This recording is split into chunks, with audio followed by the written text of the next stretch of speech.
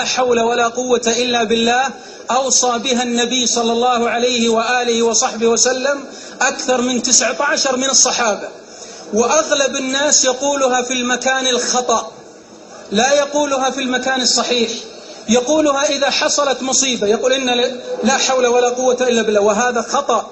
تقول عند المصيبة إنا لله وإنا إليه راجعون، لكن عند الشدائد وعندما تريد أن تبدأ بأمر، وإذا كانت لك حاجة وفي مقدمة زواج وفي تأليف كتاب وفي مضيك لأمر، تقول لا حول ولا قوة إلا بالله. والله لو عرف كل واحد منا معنى لا حول ولا قوة إلا بالله لحلت كل مشاكلنا، لأن النبي صلى الله عليه وآله وصحبه وسلم فسرها لعبد الله بن مسعود: لا حول عن معصية ولا قوة على طاعة إلا بالله عز وجل. لا أطيل عليكم، لكن اسمعوا هذه القصة التي حصلت لعوف بن مالك الأشجعي رضي الله عنه وأرضاه، حتى تعرفوا أن هذه الكلمة مثل ما قال عنها ابن القيم الجوزية: تحمل بها الأثقال وتقتحم بها الأهوال ويدخل بها على من يخاف منه. يقول رضي الله عنه وأرضاه: أسر ابنه فجاء إلى النبي صلى الله عليه وسلم فقال: يا رسول الله، إن ابني في الأسر وإنني أشتكي الفقر.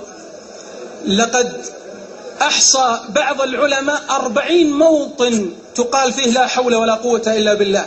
انظروا إلى هذا، يشتكي الفقر وابنه في الأسر.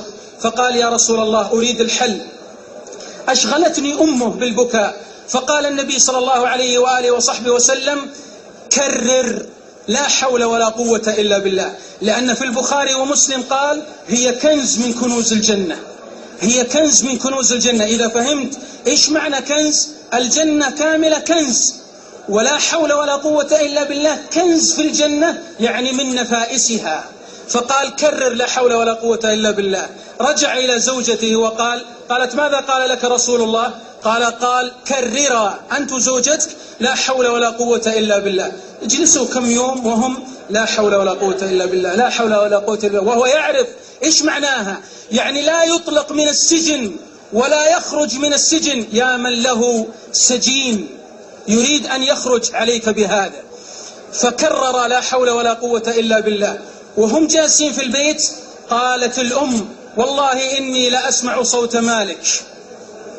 قال الأب: ويلاه، أين مالك وهو في القد؟ القد يعني القيد، سير من جلد البعير يلزق ييبس حتى يكون أشد من الحديد. قالت: والله إني أسمع صوته. فركض الأب وركض الخادم وفتح الباب، وإذا بابنهما أمامهما. فكيف نجا؟ لما كرر لا حول ولا قوة إلا بالله يقول رضي الله عنه وأرضاه: غفل عني الحارس فخرجت وانكسر القيد، وإذا بي بالرحول، يعني مثل ما نقول، وإذا بالناقة أمامه، فركبها والقوم في غفلة، فمر على مسرحهم فساق 4000 راس من الغنم وأتى بها. قال أبوه: والله لا نأخذ شاة واحدة حتى نأتي إلى النبي صلى الله عليه وسلم. فلما جاءوا إلى النبي صلى الله عليه وسلم قال: هي لك. ففك ابنه من الأسر وخرج غنيا بعد أن كان فقيرا. من أراد أن تخرج ما في نفسه من الوساوس، من أراد أن يقتحم الهم ويكسره، فعليه بهذه الكلمة.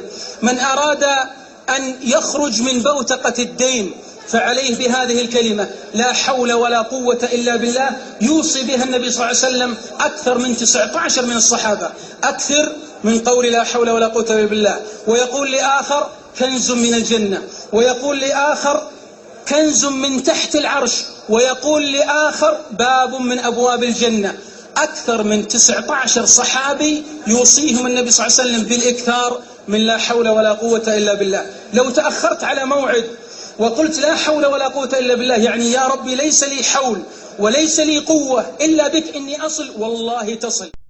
من أراد أن يرى بعينه أن الله يسمعه ويراه ويحقق أمره، يشوف إذا في شيء عنده هامة فليكرر لا حول ولا قوة إلا بالله.